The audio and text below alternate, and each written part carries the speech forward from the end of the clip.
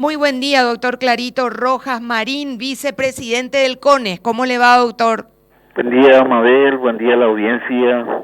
Y bueno, yo pienso que todos estamos en este escenario de incertidumbre, ¿verdad?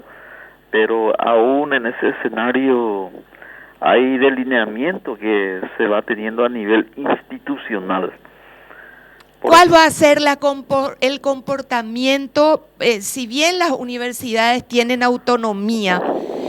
Imagino que el CONES habrá bajado una línea para garantizar que los estudiantes se cumplan los derechos de los estudiantes, tanto en materia de aquellos que financian su educación como la calidad. ¿Hay recomendación de cuándo volver a clases presenciales para los universitarios, doctor? En verdad, Mabel, la última resolución en donde evaluamos detenidamente todos los componentes, porque allí hay que tener a la vista una serie de componentes de carácter administrativo, de nuestra capacidad de instalaciones tecnológicas, de nuestros recursos humanos y lo significativo y de factor preponderante el factor económico, ¿verdad? Entonces, sobre esa base se ha sacado en vigencia la resolución número 8 del Consejo Nacional de Educación Superior, en donde establece una serie de pautas y medidas generales académicas a ser observadas obligatoriamente por las instituciones de educación superior que opten por aplicar las herramientas digitales de enseñanza-aprendizaje en sustitución de los procesos presenciales en este periodo de emergencia sanitaria. Y en esas pautas generales, por ejemplo, se da un espacio importante a la autonomía universitaria. Primero, que las universidades tomen medidas administrativas jurisdiccionales sobre la base de un plan de contingencia.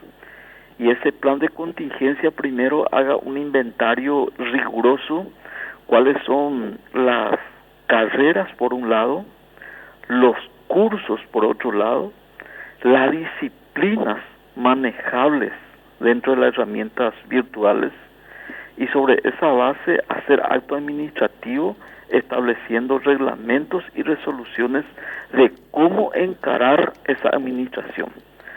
Entonces, la resolución fue socializada, está en un proceso de construcción de levantamiento de datos y de respuestas de parte de las universidades. Así prontamente nosotros auscultamos, podemos hablar sobre la base de un 85% de las instituciones de educación superior que están trabajando en ese plan de contingencia. Están dando clases virtuales, doctor, es lo que usted me dice. El 85% de las facultades del país estarían dando clases virtuales.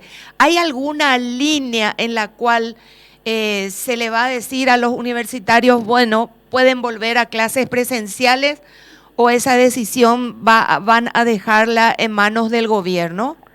El retorno a clases presenciales no tenemos nosotros ninguna decisión tomada más que estar atento a las resoluciones que van emanando el Ministerio de Salud Pública. Por ejemplo, esta flexibilización que se daría desde el 4 de mayo, nosotros visualizamos que se daría una oportunidad a que, por ejemplo, se desarrollen mínimamente las tutorías presenciales con grupos mínimos en escenario de prácticas, en escenario de campo de práctica de las carreras de ciencia de la salud, en escenarios de prácticas de laboratorios. En esos escenarios se daría atenciones con grupos reducidos, cumpliendo las normativas sanitarias. Pero no, por ejemplo, nosotros no visualizamos que en esa flexibilización haya una posibilidad cercana de un retorno a la presencial masiva. Entonces, lo que entiendo, doctor Clarito, es lo siguiente. Lo que ustedes entienden es que con la flexibilización, con la cuarentena inteligente, algunos alumnos que necesitan sí o sí práctica de laboratorio o tutorial presencial, porque son carreras de medicina, de odontología, cosas que necesitan biblioteca o laboratorio, podrían abrirse excepciones. ¿Ustedes esto han consultado con salud o esta es una presunción de ustedes? Esta es una posibilidad dentro del plan de contingencia, pero todo lo del lineamiento del plan de contingencia ajustada a las observancias del Código Sanitario. Nosotros en ese aspecto somos conscientes de que no podemos imaginarnos un plan de contingencia que se aísle de las recomendaciones del Ministerio de Salud. Entonces, en sustitución de eso, Mabel, cuando yo hablaba del 85%, yo hablo del 85% de instituciones que están trabajando en la construcción del plan de contingencia. ¿En qué etapa le toma esta situación a las instituciones? Hay instituciones que están ya en plena implementación de algunas fases de la enseñanza virtual y hay instituciones que le está tomando, por ejemplo, en la fase de capacitación de recursos humanos. En la misma institución donde yo estoy como rector, la Universidad Nacional de Concepción, hay una heterogeneidad. Por ejemplo, hay facultades donde ya están encarando el desarrollo programáticos porque de alguna forma su plantel de recursos humanos tiene una potencialidad ganada para encarar ya. Hay otro grupo humanos en otras facultades donde su diseño de su planificación está encarando, por ejemplo, capacitación todo el resto del mes de abril más el mes de mayo y encararía el desarrollo de clases virtuales a partir del 1 de junio. Y esa diferencia de diseño dentro del plan difiere de una universidad a otra universidad. Entonces se tiene una heterogeneidad de que hay instituciones que dentro de su plan tiene una tendencia de ganar el año académico, por ejemplo, cerrando enero, utilizando los días de noviembre, diciembre, enero, dentro de su plan se visualiza esa posibilidad. Hay otras instituciones donde hace ver en su plan de contingencia la posibilidad de concluir recién en febrero. Por esa razón, el CONES dispone el Registro Nacional de Ofertas Académicas Presenciales que aplican las herramientas digitales de enseñanza-aprendizaje en el marco de esta emergencia. Entonces, en ese registro nacional se va a tener una radiografía de todas las instituciones de educación superior, cuál es el escenario real en que se está moviendo. Claro, una cosa, doctor, porque me están aportando acá que autonomía obviamente no es inmunidad. Las universidades no están por encima de la ley. Nosotros tenemos una ley, la cuarentena está cautelada, está acunada por la ley en estos momentos. De hecho, la violación está incurriendo en imputaciones y todo eso. Entonces, me imagino yo que ustedes, antes de que el CONES tome la decisión de bajar una línea política, de cuándo podrían volverse a clases presenciales, ustedes estarían pidiendo una sugerencia, una recomendación al Ministerio de Salud. ¿Van a quedarse amparados y obedeciendo lo que diga Salud Pública? Totalmente, eso va a ser así, no se va, eso yo dije al principio de nuestra conversación, de que no se va a apartar ninguna resolución de las normativas que emite el Ministerio de Salud Pública. Nosotros no querríamos que ninguna de las instituciones de educación superior se convierta en una suerte de foco de riesgo, porque si se está haciendo este esfuerzo colectivo como sociedad país, nosotros no podemos estar ajenos a eso. Estamos más bien en la construcción y en la ejecución de un plan de contingencia que visualice todas esas situaciones. ¿Qué va a pasar con los brasileños que están o estaban estudiando en universidades paraguayas, en facultades fronterizas? Algunos ya fueron a su país. ¿Cómo esta gente va a seguir las clases? Por ejemplo, muchos de ellos pagaron por adelantado. ¿Se va a precautelar también los derechos de estos extranjeros? Esa es una realidad bastante bastante compleja. Por ejemplo, a modo de referencia nomás, Ciudad del Este. Ciudad del Este, donde hay una presencia importante de población de brasileños en las universidades privadas en especial. La referencia que tenemos nosotros es de que se retiran masivamente. ¿Qué información va a manejar el CONES como un elemento importante para toma de decisiones y de algunas actuaciones? El retorno que se va a tener en este documento catastro, donde la universidad debe responder si aplica o no aplica este proceso de herramientas virtuales y qué nivel de participación de la población estudiantil tiene, qué efecto negativo tuvo administrativamente y con qué matrícula se queda, ¿verdad? Esos son datos que se está haciendo levantamiento a esta altura del año académico, Mabel. Y vicepresidente, perdón, mi última consulta. ¿No se puede cobrar a los universitarios el precio de una clase presencial que incluye bibliotecas, que incluye laboratorios, que incluye prácticas, que incluye tutorías presenciales con el maestro, con las tareas y todo?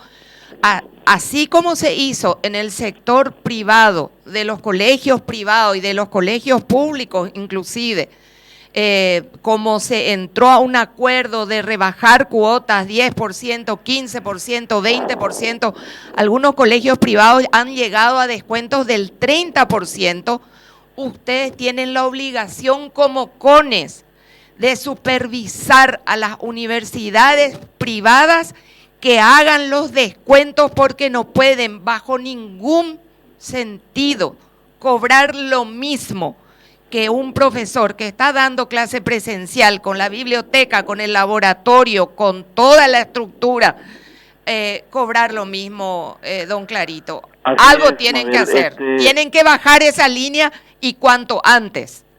Felizmente el retorno en ese aspecto es altamente alentador.